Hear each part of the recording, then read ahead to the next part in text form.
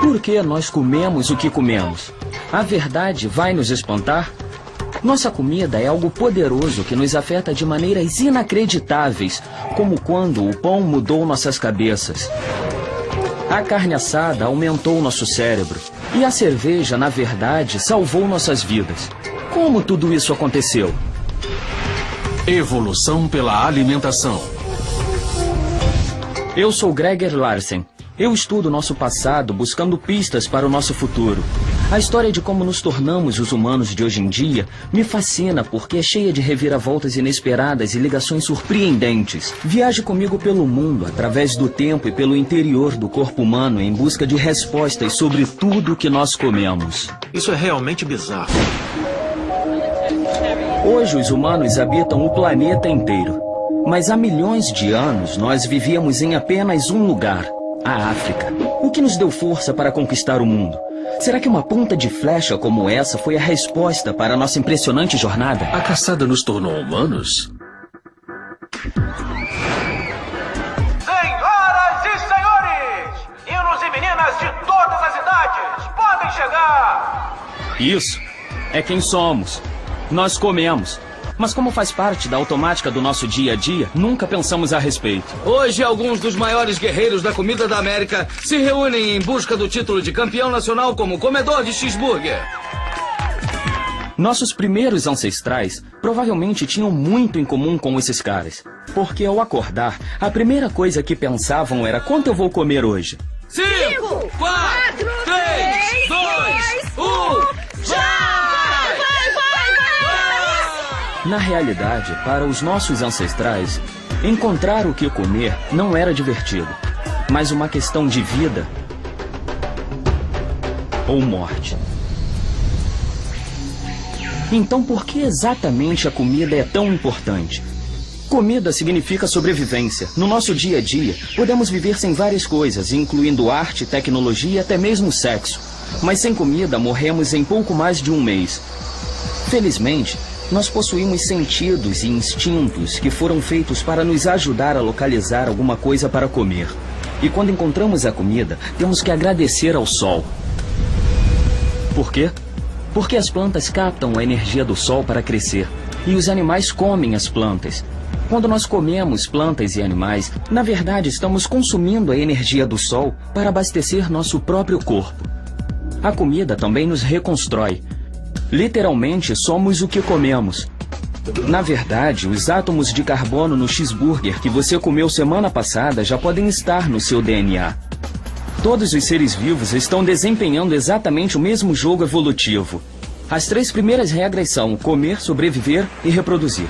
Se você não cumprir a primeira regra, comer, será difícil alcançar as outras 2.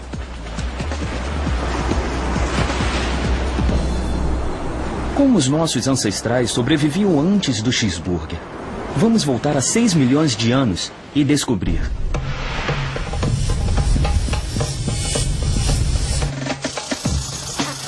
Qual era a dieta dos nossos primeiros ancestrais humanos?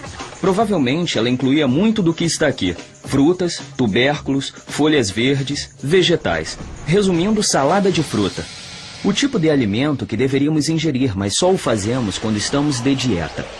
Mas é com esse menu básico que os nossos parentes mais próximos, os bonobos e os chimpanzés, sobrevivem até hoje. Esse é o café da manhã dos bonobos. Como a maioria dos primatas, os humanos são onívoros, ou seja, podemos comer quase de tudo. Isso nos coloca no mesmo nível de ursos, porcos e até mesmo baratas. E apesar dos onívoros poderem comer qualquer coisa, na maioria das vezes eles buscam sua comida favorita, o que para nós quase sempre é a pizza. O que eles fazem quando nós não os alimentamos com comida do balde? Na natureza, eles se alimentariam de sementes ou frutas. Normalmente subiriam no alto das árvores para pegar os alimentos e aí os pegariam no solo depois que caíssem. Quando a nossa fome aperta, recorremos às nossas comidas secundárias. Enquanto podemos sobreviver com congelados e macarrão com queijo, os bonobos recorrem a alimentos menos apetitosos, como sementes e insetos. E em raras ocasiões, eles chegam até mesmo a caçar. Para os nossos primeiros ancestrais, caçar também era uma estratégia de sobrevivência de última instância. Eu não gostaria de encarar um rinoceronte de mãos abanando. Porém, com a introdução das ferramentas de pedra, a fuga se transformou em ataque. Para caçar, os primeiros humanos provavelmente usavam armas muito simples, como as lanças. Para caçar animais pequenos, clavas ou varetas pontiagudas. Ótimo! Eu gostei. Aquele rinoceronte agora dançou. Nossos ancestrais se alimentavam de carcaças de animais mortos por outros carnívoros, leões, hienas, cães selvagens, esse tipo de animais. E para ter acesso a essas comidas, a inovação importante não seria tanto uma arma de caça, seria uma ferramenta para conseguir perfurar a pele dura dos animais. Uma ferramenta de pedra. A maioria das ferramentas dos primórdios eram assim, lascas de pedras afiadas iguais a esta. E se você observar, é como se fosse um dente artificial. O objeto cortante penetra superfícies que seriam difíceis de perfurar com os dentes ou com as unhas. Outro objeto que encontramos foram pedras usadas para afiá-las ou quebrá-las. Essa de 1,5 milhão de anos foi encontrada em Israel. E se você fizer uma analogia com sua anatomia, essa aqui é o equivalente ao molar. Se você tem várias sementes que precisam ser amassadas, você pode fazer com os próprios dentes e desgastá-los. Ou você pode fazer assim. Há cerca de 1.600.000 anos começamos a encontrar objetos como esse, que foram cuidadosamente esculpidos numa forma específica. O termo usado para esses objetos é machado de mão. São encontrados na África, Europa e também na Ásia. Acreditamos que essas ferramentas estão ligadas ao crescente abate de carne na dieta humana, porque são excelentes ferramentas de abate. Durante mais de 1,5 milhão de anos, nossos ancestrais usaram pedras afiadas como essas para cortar a carne dos animais. Isso é uma faca. Facas são ótimas para cortar a carne no prato, mas boa sorte se você tentar abater um animal selvagem com uma. Felizmente, os humanos modernos desenvolveram armas que lhes permitem caçar a uma distância muito mais segura. De 50 a 100 mil anos atrás, começamos a descobrir o uso de projéteis, armas de pedra e ossos projetadas para matar à distância. Foi uma inovação crucial, uma inovação que, pelo que sabemos, foi conseguida apenas por membros da nossa espécie, o Homo sapiens. Essa arma antiga é a lança de mão, era como um rifle de um tiro só. Caçar com projéteis como os nossos ancestrais é como caçar com uma metralhadora. Você teria mais de um tiro. Se eu errasse rapidamente, poderia atirar outra lança. Isso, segure firme entre o polegar e o indicador. Apesar de a minha habilidade com a lança não ser lá essas coisas, para os nossos ancestrais essa inovação mudou tudo. Paus e pedras eram as novas armas secretas. Armados com projéteis, não havia lugar na terra onde eles não pudessem ir e caçar algo para comer.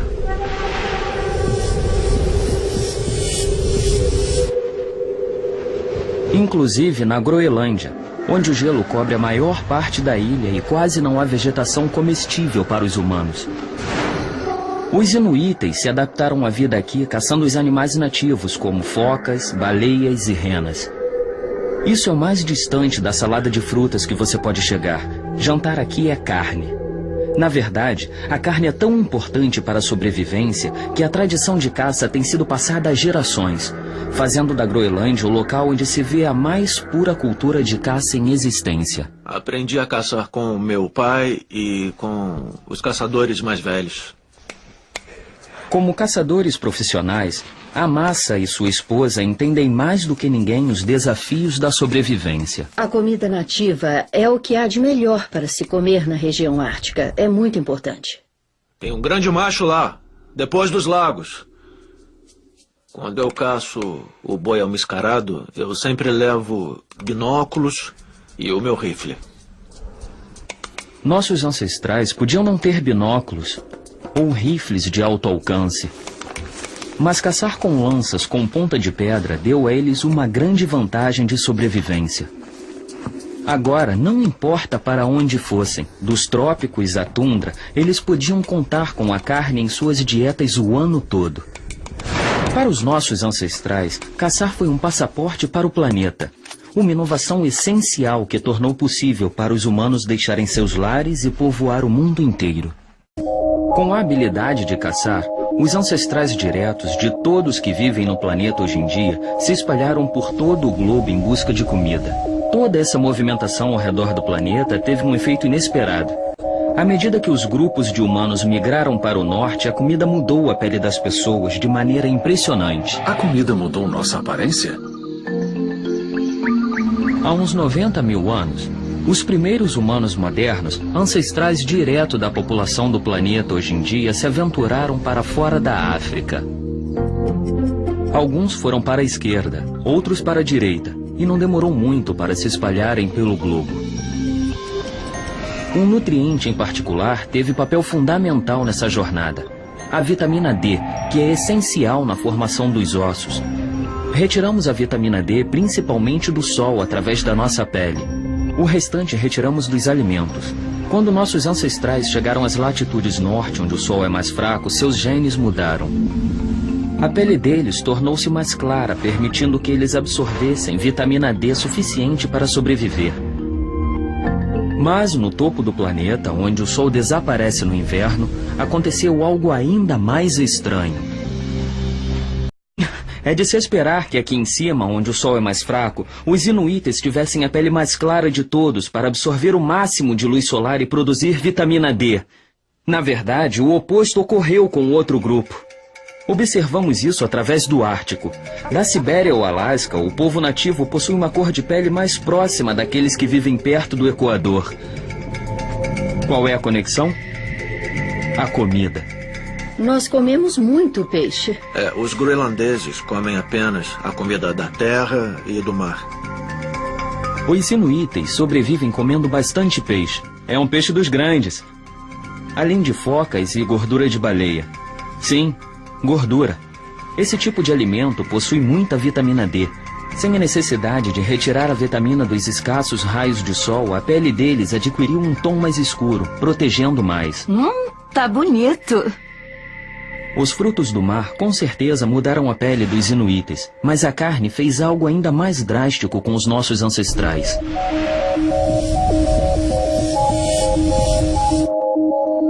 É impressionante imaginar que somos os únicos sobreviventes do que antes já foi uma extensa árvore genealógica humana.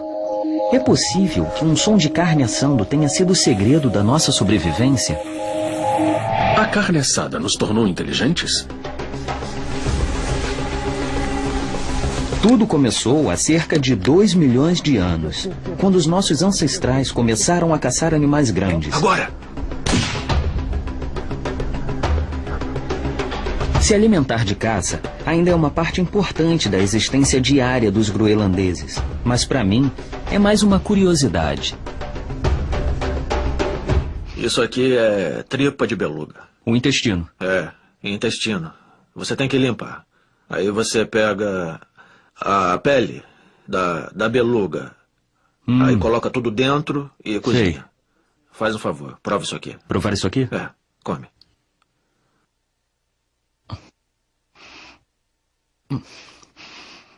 É duro. É salsicha da Groenlândia. Salsicha da Groenlândia. Vai querer boi mascarado? É claro, manda ver. A carne sustentou nossos ancestrais com um combustível de alta octanagem, essencial para a sobrevivência deles. Mas a verdadeira mágica da carne não havia despertado até que eles acrescentassem o fogo.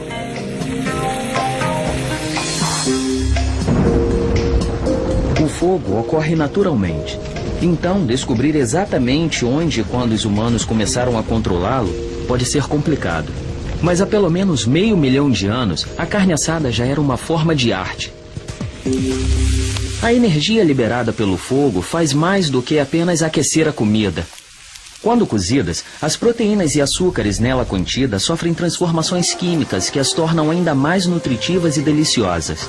Muitas comidas que são duras demais ou até mesmo venenosas quando cruas podem ser consumidas com segurança depois de assadas. O fogo facilitou a sobrevivência e isso transformou nossos primeiros ancestrais em nós. Como isso é possível? Quando nossos ancestrais começaram a comer comida assada, eles aliviaram a carga do sistema digestivo. Com menos energia gasta na digestão, sobraram muitas calorias para outras coisas, como, por exemplo, viver mais tempo, crescer e até mesmo mudar o formato do crânio. Que história todos esses crânios diferentes contam a respeito da dieta? Existem duas coisas que são fundamentais: o tamanho da mandíbula e o tamanho do cérebro. Esse é o crânio do Paranthropus boisei, que é um crânio bem menor do que o nosso. Um crânio pequeno, mas se você comparar o tamanho dos dentes com um crânio humano moderno, nossos dentes são reduzidos em tamanho. Isso sugere que mastigar não é uma atividade tão importante para nós quanto era para nossos ancestrais. Certo. E isso talvez tenha a ver com o fato de que nós agora consumamos alimentos cozidos. Estamos comendo alimentos cada vez mais macios. Consequentemente, não temos motivo para continuar a ter dentes grandes. Outra grande mudança ocorreu ao longo dos últimos 2 milhões de anos. O cérebro humano tornou-se quase 3 vezes maior. Essa transformação impressionante na espécie com o cérebro grande que somos hoje foi possível graças ao aumento de energia de nutrientes da carne assada. Conheça o restante da sua família. Você tem mais parentesco com eles do que imagina. Isso porque nos últimos 10 mil anos, nossos ancestrais deixaram para trás toda a selvageria da juventude e começaram a se associar aos alimentos. E adivinha o que aconteceu depois, quando a coisa começou a ficar séria? Nós somos casados com a nossa comida?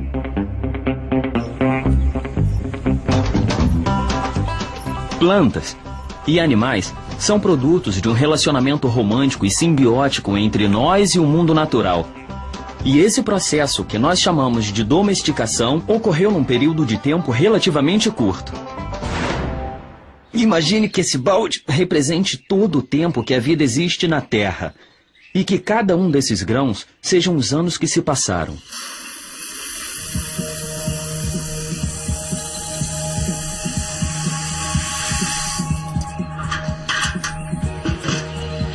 Desses 3 bilhões e meio de anos, essa é a quantidade total de tempo que os humanos modernos estão no planeta. E esse único grão representa os últimos 10 mil anos, antes dos quais não havia cidades, nem livros, nem dinheiro. Essas coisas se tornaram possíveis através da domesticação. A domesticação é um processo onde as plantas e animais selvagens são gradualmente transformados em algo novo. Fontes de alimentos pacíficas que fornecem as provisões que precisamos onde vivemos. Através da domesticação, podemos criar basicamente os primeiros mercados. Para ter uma melhor compreensão de como isso funciona, eu vim a uma escola de veterinária para observar mais de perto, literalmente. Para estudar seu processo digestivo, essas vacas foram equipadas com algo que eu poderia chamar de portinhola. As vacas possuem um sistema digestivo único que consegue digerir a celulose. Enquanto você e eu não podemos digerir a celulose. Proveniente da relva e outros vegetais. Exatamente, você tem razão. E não apenas vacas. Animais como ovelhas, cervos, alces e bisões possuem 4 compartimentos no estômago. Nós temos? Nós temos um. Certo. O que acontece com a vaca é que ela possui 2 sistemas. Ela possui um sistema de fermentação que decompõe e utiliza produtos que nós nem podemos pensar em digerir. Depois ela possui um sistema digestivo que pega esses produtos fermentados e os transforma em leite e carne para nós. Ah, aqui dentro é um verdadeiro forno. Está sentindo o movimento? Ah, estou. Isso é esquisito. Ela consegue me sentir? Nossa!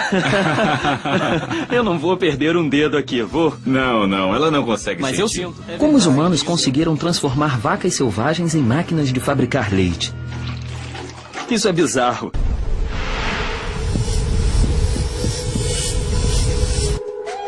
Há cerca de 10 mil anos, no final da última era do gelo, houve uma drástica mudança no modo como os nossos ancestrais viviam. Os caçadores nômades começaram a se reunir vivendo lado a lado com seus animais, como esse grupo de Iorques na Turquia. Com o passar do tempo, nossos ancestrais tornaram-se dependentes dos animais para comer, e os animais tornaram-se dependentes dos humanos para a sobrevivência. Esse processo de domesticação ocorreu em todo o mundo. Quando há atração mútua entre nós e certos animais como cães, ovelhas e vacas, se tornou um relacionamento sério. Sendo animais sociais, nós vivemos bem juntos e os humanos foram aceitos como líderes do rebanho.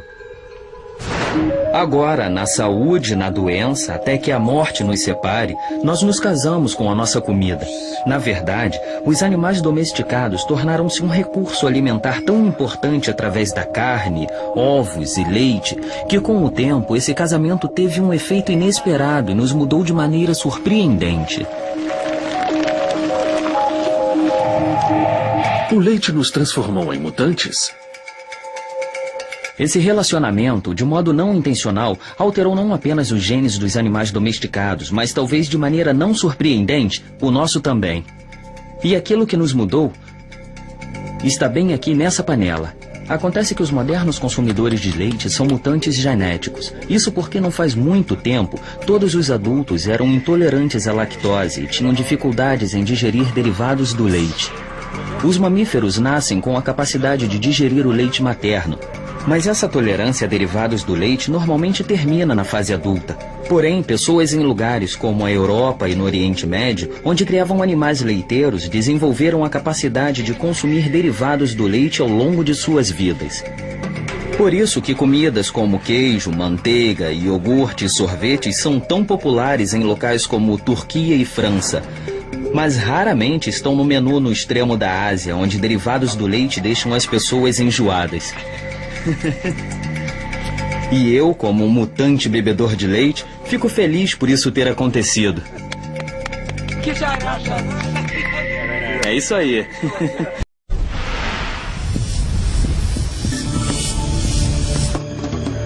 Esse processo contínuo de se mudarmos a natureza nos muda, não se restringiu aos nossos animais.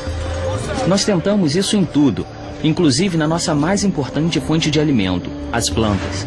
Em diferentes locais em todo o mundo, os humanos transformaram algumas plantas seletas. Essas plantas domesticadas, como o arroz, milho e trigo, agora compõem grande parte da nossa dieta. E sua aparência e o sabor não têm nada a ver com os de seus primos selvagens. Como nossos ancestrais conseguiram reproduzir essas aberrações da natureza? Nós sabemos do que gostamos, e ao expressar nossa preferência por uma certa variedade de planta, nós alteramos a genética de cada uma das plantas que nós comemos. O maior exemplo é a história de como a cenoura ficou laranja. A cenoura silvestre existia em todas as cores, branco, vermelho, roxo, mas nunca laranja. Acontece que esta espécie só assumiu a sua cor característica há 300 anos, quando um fazendeiro holandês patriota usou uma semente de cenoura mutante amarela para criar uma cenoura com a cor da família real holandesa, a Casa Laranja. Quase do dia para a noite, a cenoura laranja tornou-se tão popular que foi plantada em todas as partes do mundo. E agora, boa sorte se você tentar achar uma cenoura que não seja laranja. Através da domesticação, nos casamos com a nossa comida e era hora de nos estabelecer. E quando criamos raízes, surgiu algo novo, a civilização. Bem-vindo aos primórdios da civilização. Mais de 6.000 anos antes dos egípcios construírem as pirâmides, os habitantes desse assentamento plantavam as sementes do nosso mundo moderno e as transformavam em algo novo. E as comidas que eles estavam comendo tiveram um efeito assustador no esqueleto deles. O que houve? O pão mudou nossas cabeças? Há cerca de 9.000 anos, as pessoas começaram a comer, construir e viver juntas aqui e continuaram durante mais ou menos 1.000 anos. E quando decidiram se reunir num local por um longo período de tempo, coisas interessantes começaram a acontecer. No seu auge, Cataluyuk possuía cerca de 8.000 moradores. Era o local mais densamente povoado do mundo. A Tóquio da sua época. Esse novo estilo de vida, porém, exigia uma revolução alimentar. Esse é um dos primeiros lugares que conhecemos onde as pessoas deixaram de se deslocar em pequenos grupos, deixando de seguir animais selvagens ou colhendo frutos e plantas sazonais. Eles se assentaram e começaram a explorar o ambiente. Foi em algum lugar aqui perto, no sul da Turquia, onde o pão de trigo passou por uma mudança genética crucial. Isso nos ajudou a comê-lo, mas com um detalhe. Suas sementes agora exigiam que os cultivos humanos aumentassem. O que brotou em seguida foi talvez a mais importante mudança que os humanos já conheceram: a agricultura. Aprendemos muito a respeito da dieta deles através da análise do desgaste dos dentes. O modo como a coroa se desgasta também nos dá indícios de como era a dieta da pessoa. E também qualquer trauma através da vida, especialmente na infância, aparecerá em todo o esqueleto, na verdade. E também nos dentes, mas também em diferentes partes do corpo. Então, com os objetos que encontramos nesse local, o grão e os ossos de animais, podemos descobrir qual era a dieta, e isso pode ser confirmado estudando os esqueletos. Sabemos que eles praticavam a agricultura através desses restos de plantas que encontramos no local. Nesses locais, as pessoas moíam os grãos fazendo farinha. Com os fornos, eles cozinhavam a farinha transformando-a em pão, e esse pão era poderoso. A comida mudou nossos ancestrais de novo, mas, dessa vez, os resultados foram negativos e as evidências desses eventos dramáticos estão escritas nos ossos. O que estamos vendo aqui? Estamos olhando para uma cova. As pessoas viviam em casas e quando morriam eram enterradas lá mesmo, mas não havia muito espaço. Então eles reutilizavam as plataformas do chão por várias e várias vezes para enterrar as pessoas. Que evidências existem nesses ossos de diferentes formas de vida, os tipos de coisas que poderiam afetá-los quando começaram a se assentar e a viver mais próximos?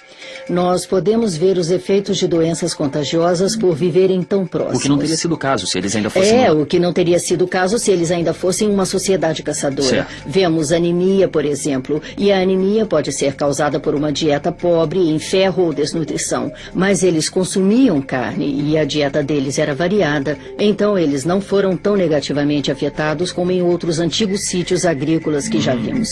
Avançando 4.000 anos para quando a civilização realmente começou a decolar, as pessoas estavam vivendo em cidades densas, com seus animais confiando cada vez mais em grãos de cereais e não se deslocavam tanto. Se somarmos isso tudo, teremos uma receita para desnutrição, problemas sanitários e inúmeras novas doenças e parasitas.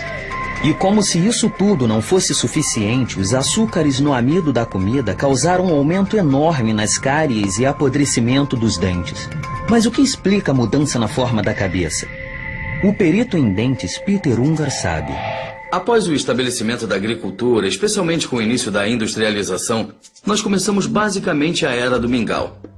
Este aqui é anatomicamente um humano moderno que vivia antes da Era da Agricultura. Você pode observar que os dentes estão bem desgastados e achatados em cima. Os dentes frontais estão todos alinhados e não estão encavalados. E há bastante espaço atrás da mandíbula para o terceiro molar, o dente ciso. Com os humanos adotando dietas mais macias e alimentos processados como o pão, nossas mandíbulas começaram a realizar menos trabalho e acabaram ficando menores.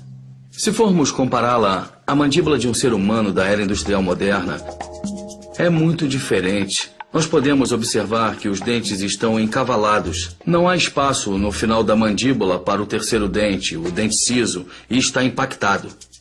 Os dentes não estão desgastados e você pode ver cáries nos primeiros molares. Além disso, o que você vê observando de frente é o tremendo ajuntamento dos dentes frontais. O que é ótimo para os ortodontistas, mas não é nada bom para nós.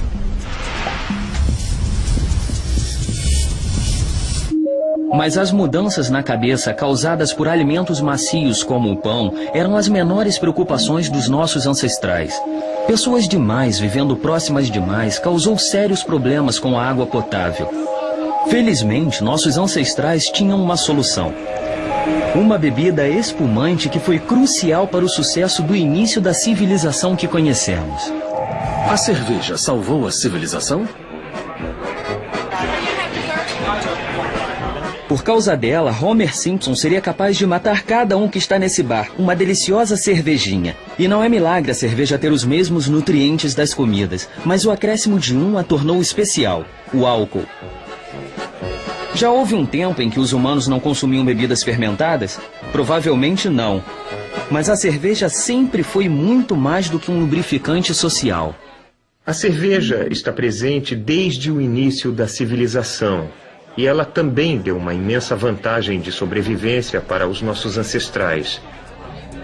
É claro, no Egito Antigo, havia a bebida das massas. Ela também era consumida em várias cerimônias e várias celebrações. Para os sumérios, ela provavelmente era a fonte primária de nutrientes, assim como um líquido. Então eles bebiam uma quantidade tremenda. A cerveja fazia parte de alguns remédios também. A primeira receita de que se tem notícia continha cerveja. O que tornou a cerveja tão boa para o que nos aflige? O trigo e a cevada, em sua forma natural, são boas fontes de nutrientes. Não são ótimas formas de nutrientes. Porém, uma vez que sejam fermentados, o pão ou a cerveja passam a ser um alimento riquíssimo em fonte de nutrientes e, portanto, um alimento mais balanceado. E esse alimento balanceado torna-se criticamente importante quando a sobrevivência está em jogo.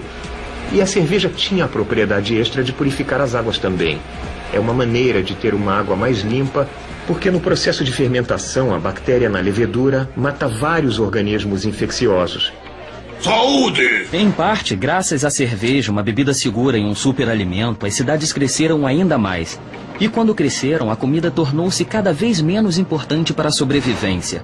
E mais importante culturalmente. O que comemos se envolveu com religião, costumes e crenças pessoais.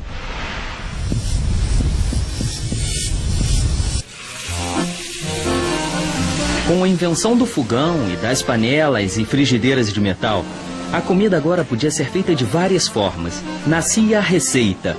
E os pratos se transformaram em arte. O que definiu a culinária foram as especiarias.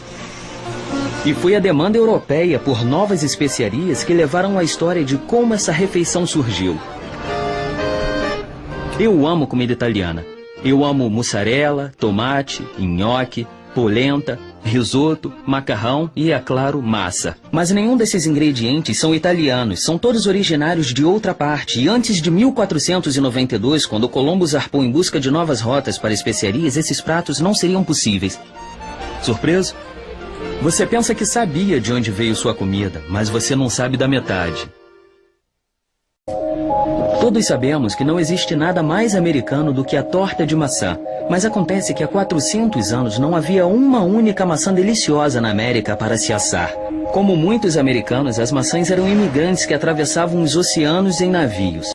Essa jornada transformou nossa comida de muitas formas. Comidas que antes eram locais tornaram-se globais. A comida lenta tornou-se rápida e muitas das nossas comidas se tornaram estranhas.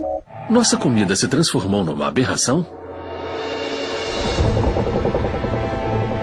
Nenhum evento na história da humanidade influenciou mais o que comemos hoje do que quando essa caravela a Santa Maria, capitaneada por um italiano em nome da monarquia espanhola, chegou às Bahamas há 500 anos. Quando Cristóvão Colombo chegou ao Novo Mundo, ele sem intenção abriu os portões para um novo intercâmbio mundial de comida. Antes de Colombo, no Velho e no Novo Mundo, não havia laranja na Flórida. Não havia tomate na Itália, não havia abacaxi no Havaí, não havia gado no Texas, não havia batata na Irlanda, não havia trigo no Kansas, não havia café na Colômbia, não havia pimenta na Índia e não havia chocolate na Suíça. E a história da banana pode ser a mais bizarra de todas.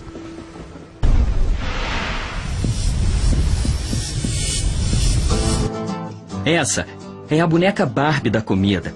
Famosa mundialmente, desejada universalmente, descrita como perfeita e ainda assim, como a boneca, é completamente manufaturada. Tem um formato nada natural e é 100% incapaz de fazer sexo. Ainda assim, esse é o segredo porque a banana é a fruta favorita do mundo. E a história de como ela se tornou o acompanhamento de cereal matinal preferido é um microcosmo do nosso complicado relacionamento com a nossa comida nos últimos milhares de anos. A banana não é originária da América Central, ela é originária do sudeste da Ásia. Quando navios espanhóis a trouxeram para o Novo Mundo, a banana se modificou completamente, assumindo o formato curvo que conhecemos hoje em dia. Ficou claro agora?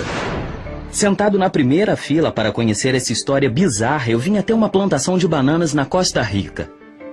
Essa é uma espécie de banana silvestre? Exatamente. Sim. Exatamente. Tudo bem. Então, essas são as sementes de uma banana comum.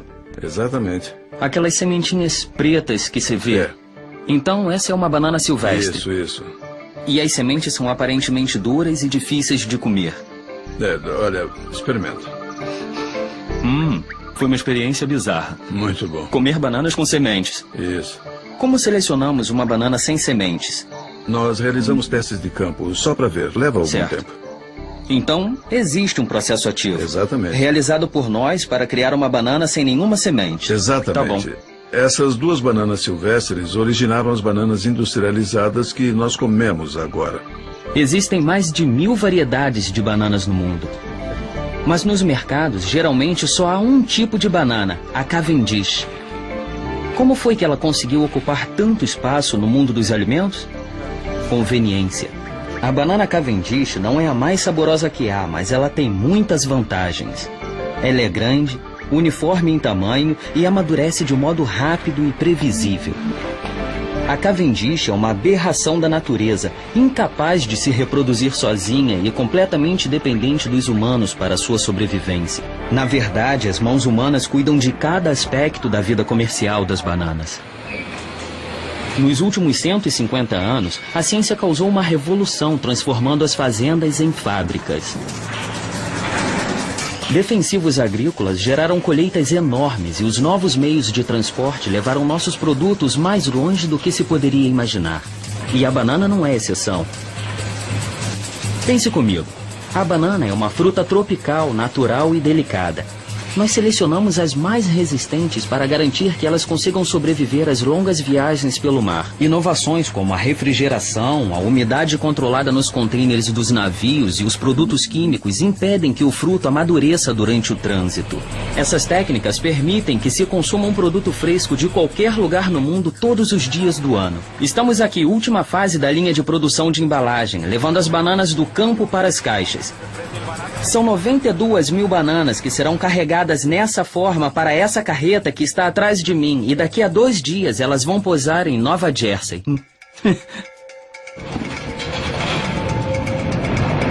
Existe um lado obscuro nisso tudo. Por exemplo, você não precisa ir muito além da banana. Isso porque cada banana que você come é um clone cultivado em laboratório. Um gêmeo genético de todas as bananas do mundo.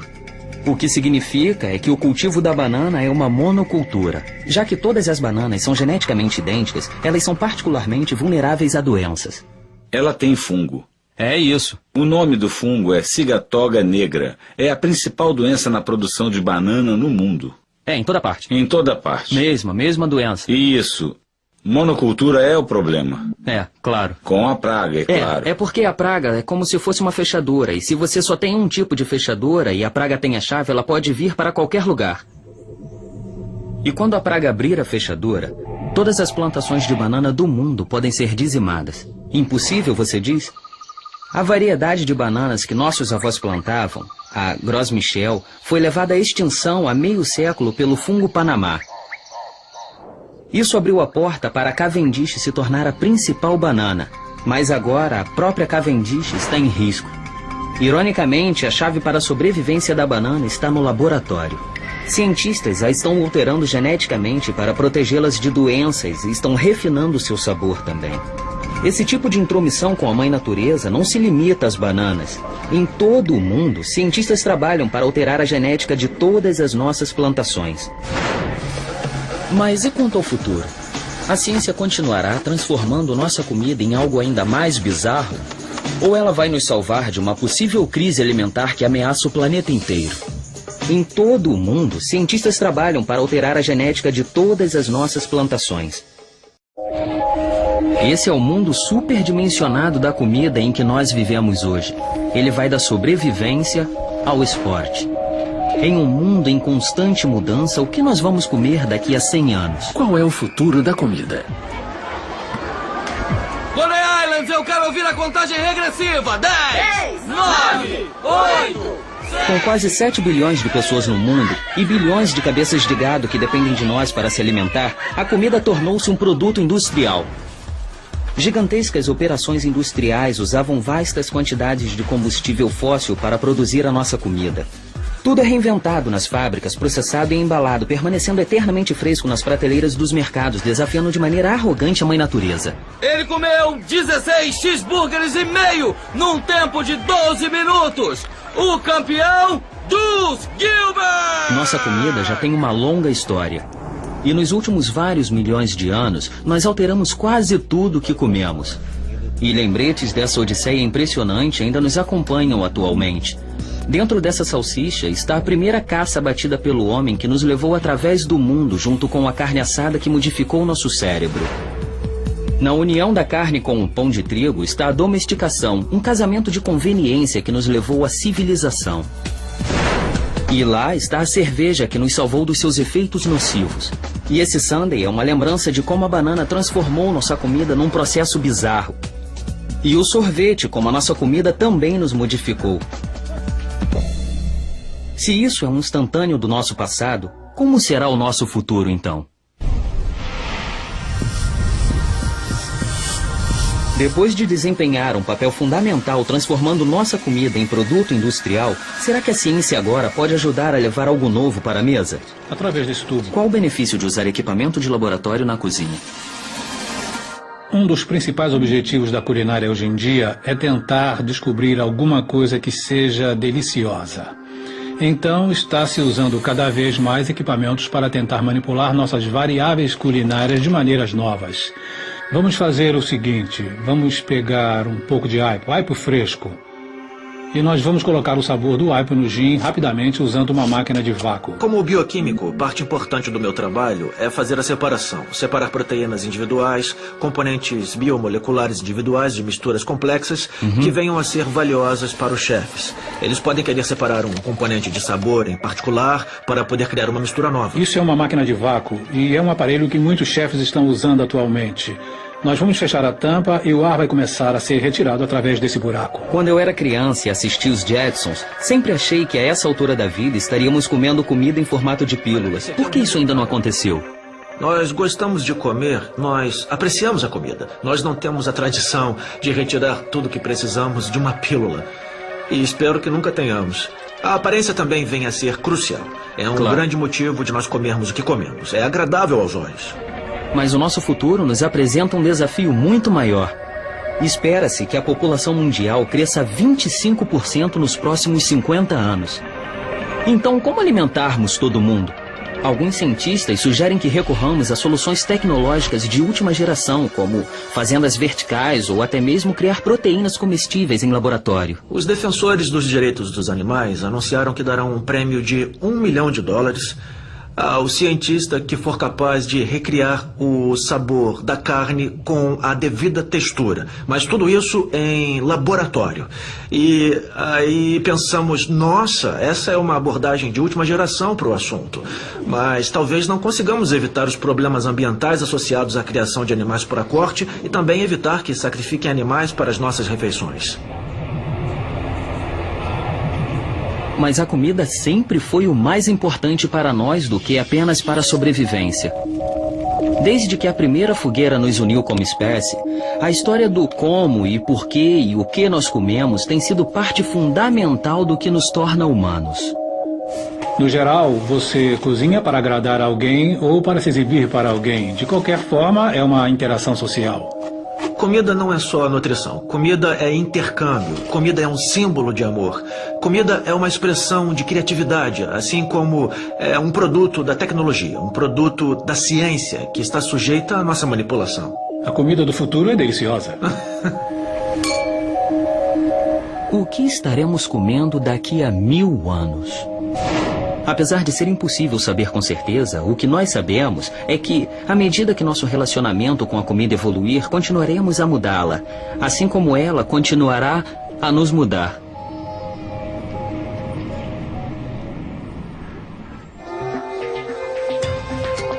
Versão brasileira Audiocorp.